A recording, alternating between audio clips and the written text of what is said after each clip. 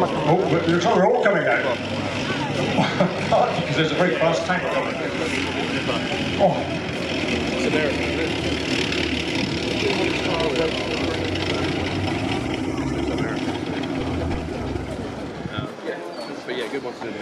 Right, ladies and gentlemen, the theme of this section is developing tactics. So there's going to be a message that runs through it. The first American tank that saw action in World War II. This is an M4A1,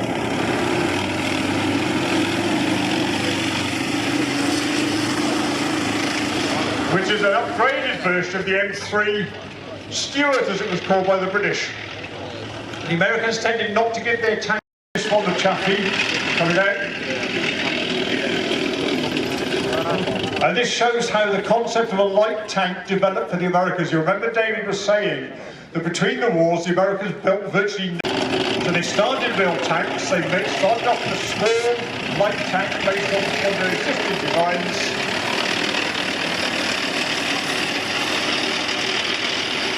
And they upgraded it to the Chaffee here. Big difference between the two is that the Stuart, as David pointed out earlier on, it's not as simple as all that. You need to sort of tool up the factories. Every sizable engineering concern in America started to churn out a medium tank. And here comes perhaps one of the most iconic vehicles, quite possibly one of the most important vehicles of World War II. And this build had to make do with the ground, which had all sorts of problems about it being too tall and what have you. The height of this thing is dictated by the fact it's got an aero engine in the back there, got a Continental aero engine, which means it has to be at a certain height.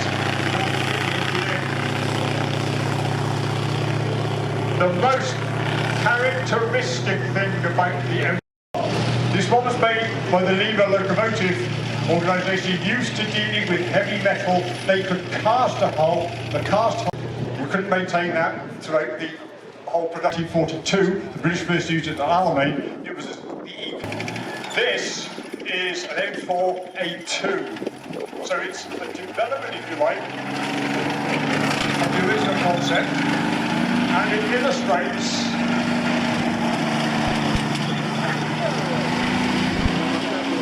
how incremental changes were made throughout the development of the Sherman tank made in vast numbers and often equated with this tank coming on now, the Soviet T-34. This one, T-34-85 model, with an 85mm gun. It starts at the beginning of the war.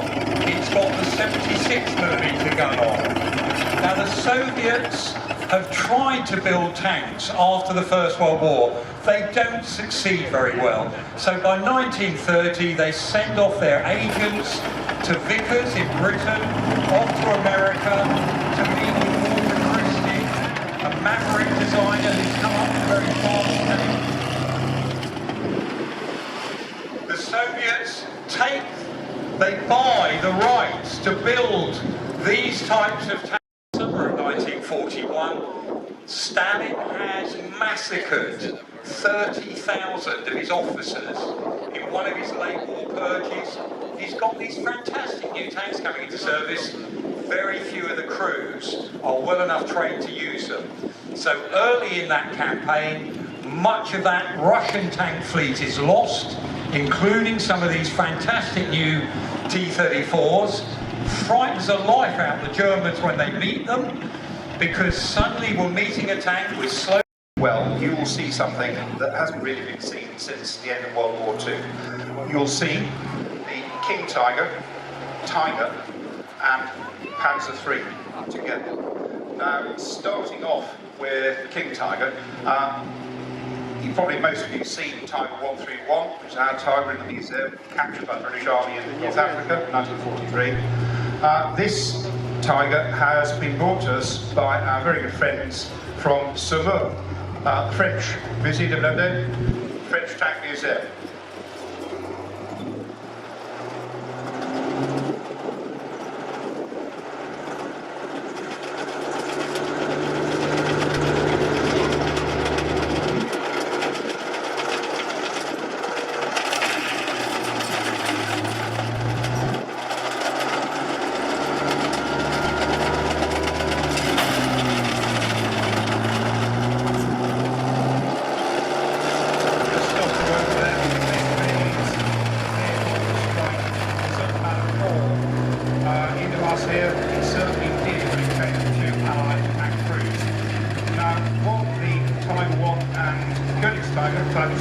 have in common is they are both dirt rock. They're both heavy breakthrough tanks. Nothing much happens about it in the 30s. There are some prototypes, things like that happening. The entry into Russia comes to Operation Barbarossa. That is a superbly powerful gun. That is the KWK-43 L71 gun. If I put this in very simple terms, that gun you can put around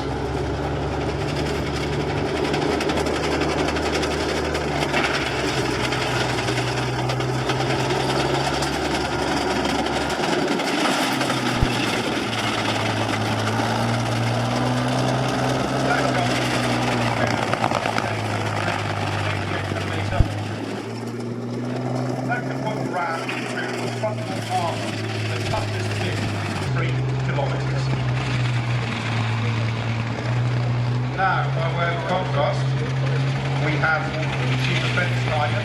This is our Tiger 131. Tiger 131 to mount the 88mm gun.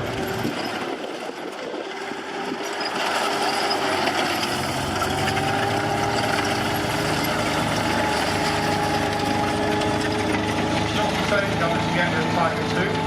It is the KWK-36. Following Tiger 2, Tiger 1, we have Panzer III, another of our tanks. This is actually captured, like a lot of our German armour, by the British Army in North Africa.